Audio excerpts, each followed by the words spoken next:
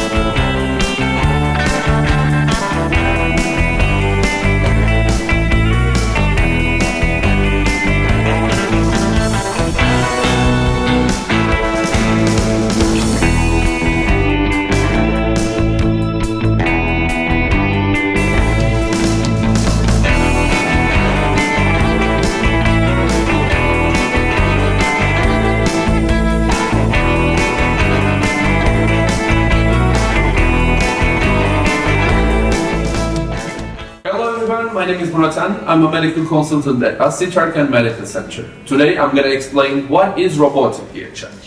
But first of all, I want you to understand what is normal DHI. DHI means directly hair implantation.